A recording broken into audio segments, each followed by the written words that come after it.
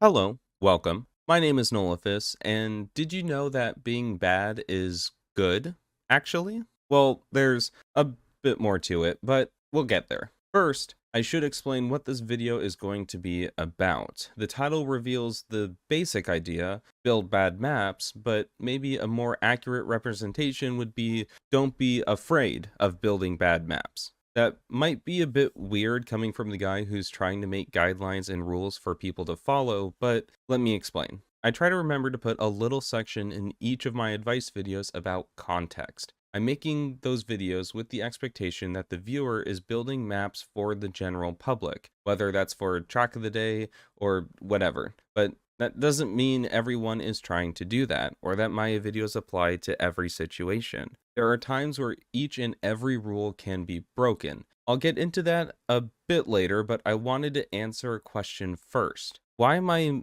making this video?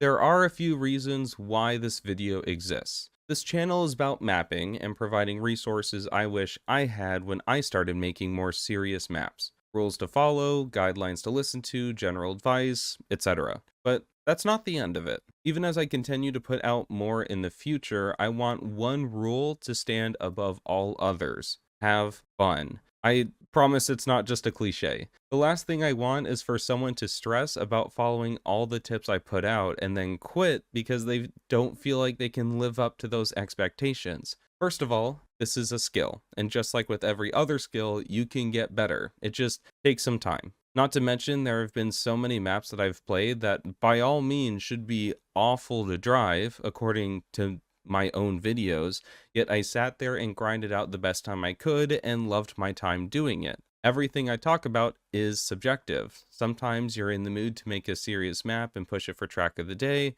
Other times you feel like an agent of chaos sent here to make a map out of concrete, ice, and white plastic. And the same goes for the people playing maps. All because someone says that your map is bad doesn't mean it actually is. Maybe you just happen to catch them in a bad mood, which stinks, but it does happen. So unless you're specifically going for a track of the day where you need high votes from other players, who cares what they think? Some people love my maps, others couldn't care less. Either way, I'm having a lot of fun building them and playing them. To me, that's how I know I'm going to keep getting better. I'm doing this because I want to, and I enjoy spending my time working on my maps. If I stop having fun, maybe I need to take a break. Or maybe I need to go nuts, ignore all the rules, and make something truly awful. Even if a map is objectively bad, sometimes that makes it even more fun.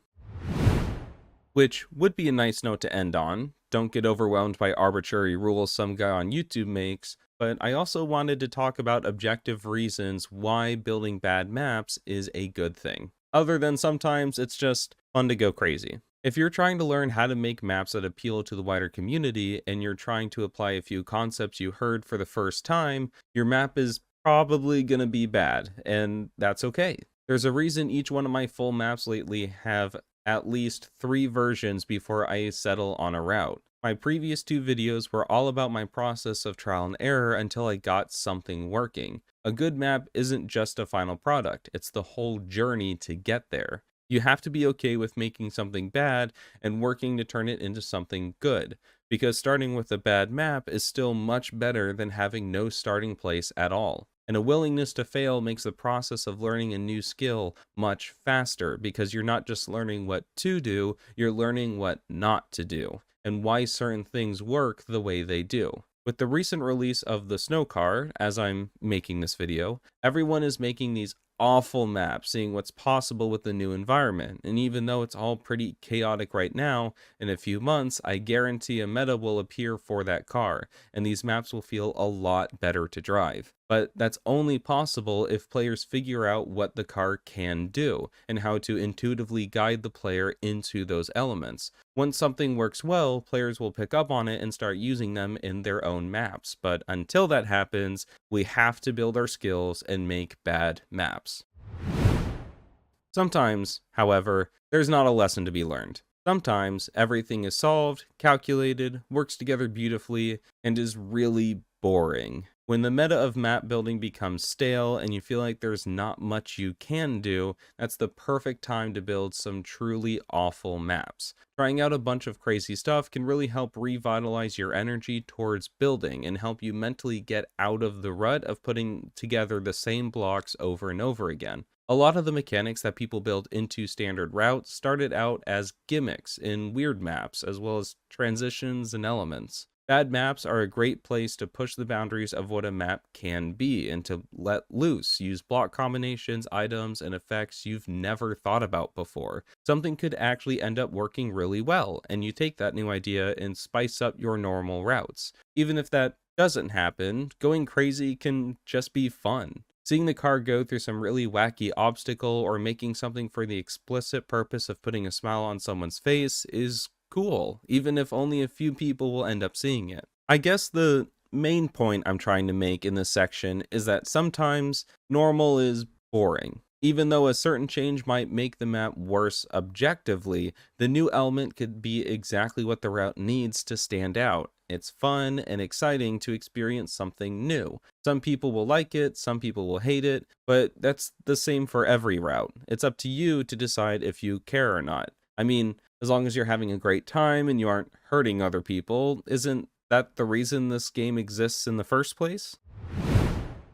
And that's my argument for why you have to build bad maps. Sometimes you don't know any better. Other times you're just experimenting with what's possible, and sometimes you just need to try something new. Whatever the reason is, as long as you're having fun, you're doing a great job. And that's going to wrap up this video. I hope everything came across the way I wanted it to. I know my entire channel is about making rules and guidelines, but I never want those tips to feel suffocating, or that you don't have any room for experimentation. Like I've said before and will continue to say, there will always be exceptions, but you won't know if your idea is one of them unless you try. And yes, that does mean that even one as knowledgeable and perfect as myself makes some pretty bad maps. If you're interested in playing some of them, they're available in my club called the Struggle Bus and can be found in the maps campaign. Some of the maps are older ones that didn't turn out too well. Others are experiments I thought were fun.